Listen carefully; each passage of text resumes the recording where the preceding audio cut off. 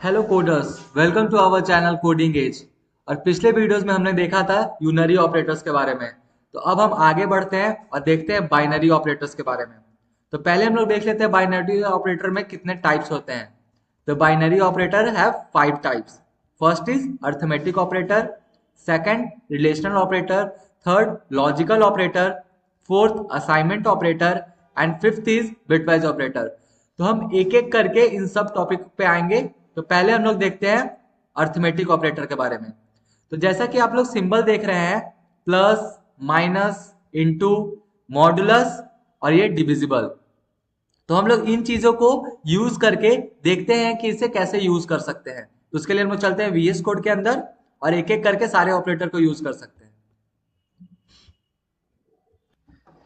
तो अब हम लोग आ गए हैं वीएस कोड के अंदर और हम यहाँ देखेंगे अर्थमेटिक ऑपरेटर का बनाना। तो इसके लिए हम लोग दो वेरिएबल्स लेते हैं, int a is equal to 5, int b is equal to 4। और अब हम एक इंट सम लेते हैं और उसमें a, और हमारा ये प्लस ऑपरेटर हुआ। जैसा कि आप लोगों ने देखा था कि अभी प्लस ऑपरेटर हमारा अर्थमेटिक ऑपरेटर के अंदर आ रहा था। और फिर हम लोग प्रिंट करवा के देखेंगे कि इसकी वैल्यू क्या आ रही है। तो हम अभी किसे प्रिंट करवाएंगे, क्योंकि आप लोग देख रहे हैं कि हमने वैल्यू को स्टोर किया है सम के अंदर। ए अपना इंटीजर है, बी इंटीजर है, और जो वैल्यू जो कैलकुलेट हो रही है ए प्लस बी वो सम के अंदर स्टोर हो रही है। तो हम यहाँ पे सम को प्रिंट करवाएंगे। तो जब हम लोग सम को प्रिंट करवाएंगे तो ये जो प्लस ऑपरेटर है इन दोनों नंबर को प्लस कर देगा। इसको रन करके देखते हैं। आप देख रहे हैं कि आउटपुट में वैल्यू 9 आ चुकी है। वैसे ही और टाइप के ऑपरेटर थे, वो हम लोग देख लेते हैं पहले। अब था माइनस, मल्टीप्लाई, डिविजिबल और मॉडुलस। तो अब हम लोग माइनस को यूज करके देखते हैं। हम यहाँ पे माइनस ऑपरेटर का यूज करते हैं, यहाँ सब कर देते हैं ताकि समझने में इजी हो, और यहाँ सब को प्रिंट करवाते हैं। तो यहाँ पे एक बार ये भी लिख देते हैं ताकि अच्छे से प्रिंट होके हमें दिख सके। The value of a minus b is, और अब हम इसे रन करते हैं। तो आप जैसे देख सकते हैं यहाँ पे कुछ टाइपिंग एरर हुई है। तो ये हमें इधर सेमी कॉलन हो गया है, तो ये चेंज कर देते हैं। तो अब देख रहे हैं the value of a and minus b is 1, 5 और 4 से माइनस करते हैं तो 1 आता है। अब हम डिविजिबल को मल्टीप्लाई को पहले करके देखते हैं।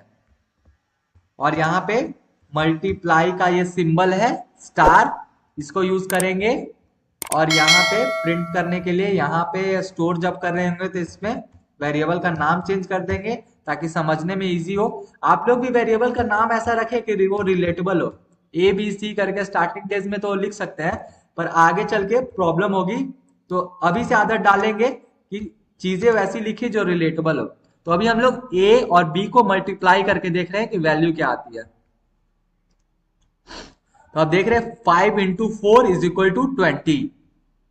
अब हम लोग नेक्स्ट ऑपरेटर की तरफ चलते हैं जो कि है मॉडुलस। इसको हम लोग मॉडुलस बोलते हैं। अब हम इसके लिए, इसमें काफी लोगों को कंफ्यूजन होगा मॉडुलस और डिविजिबल में। तो उसके लिए हम लोग मीरो के ऊपर चलते हैं और ये देखते हैं कि ये करता क्या है। दो नंबर को डिवाइड करते हैं। तो ये 5 को डिवाइड करते हैं 10 से, और फिर यहाँ में दो बार में कंप्लीटली डिविजिबल हो जाएगा 10।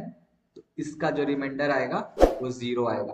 तो अभी हम लोग जो ये दो सिंबल देख रहे थे, एक था परसेंट जिसको हम लोग मॉडुलस बोलते हैं, और एक था ये डिविजिबल का साइन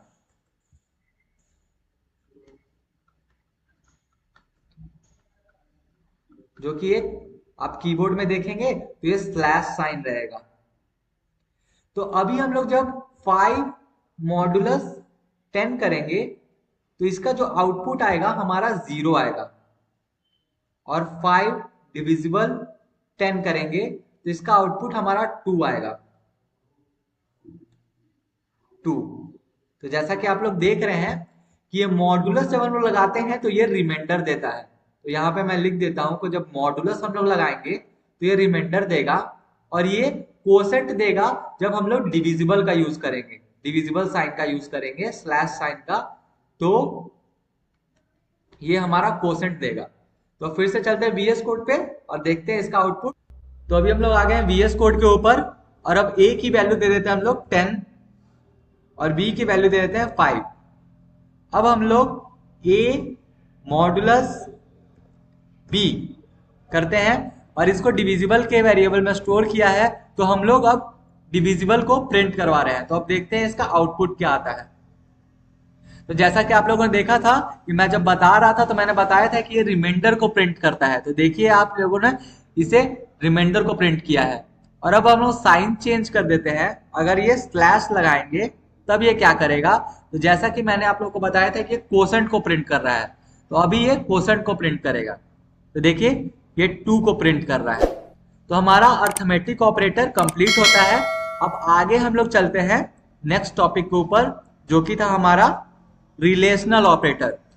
ये दो ऑपरेटर के बीच परफॉर्म होता है और ये चेक करता है बहुत सारी चीजें, जैसे ये जो स्लैश है ये ग्रेटर देन का है, ये लेस देन, ये ग्रेटर देन और is equal to, less than is equal to, is equal to और नॉट इज इक्वल टू।